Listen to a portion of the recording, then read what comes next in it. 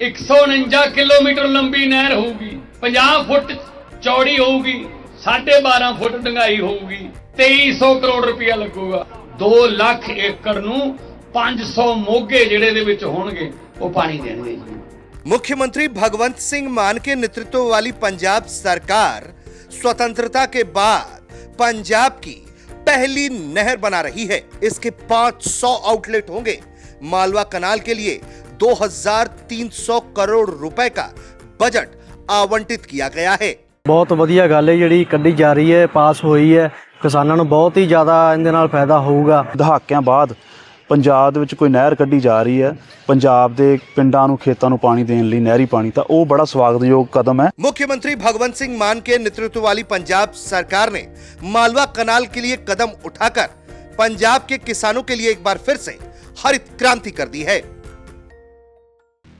भारत सरकार और मेटा के सीईओ के बीच में एक बड़ी तकरार सामने आ गई है।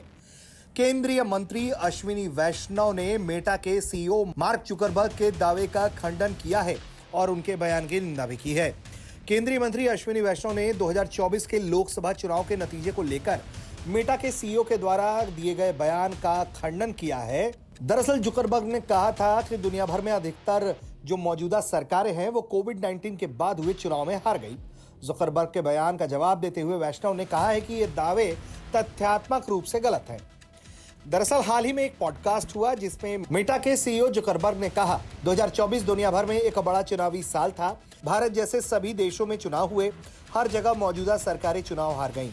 वैश्विक स्तर पर कुछ ना कुछ ऐसा हुआ है, चाहे वो महंगाई के कारण हो, आर्थिक नीतियों के कारण हो या सरकारों के कोविड से निपटने के तरीकों के कारण, ऐसा लगता है कि इसका वैश्विक प्रभाव पड़ा है। मेटा के सीईओ ने दावा किया कि मौजूदा पदाधिकारियों और संभवतः इस प्रकार की लोकतांत्रिक संस्थाओं के प्रति विश्वास में बड़ी कमी आ गई है।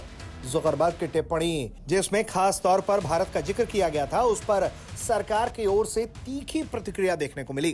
केंद्रीय मंत्री अश्विनी वैष्णव ने इस दावे को गलत बताया और कहा कि पीएम मोदी के नेतृत्व वाली सरकार 2024 का चुनाव हार गई, ये तथ्यात्मक रूप से गलत है। और वैष्णव कहते हैं कि दुनिया के सबसे बड़े लोकतंत्र के रूप में भारत ने 2024 के चुनाव में 64 करोड़ से अधिक मतदाताओं के साथ आयोजित किया। भारत के लोगों ने पीएम मोदी के नेतृत्व में एनडीए पर भरोसा जताया।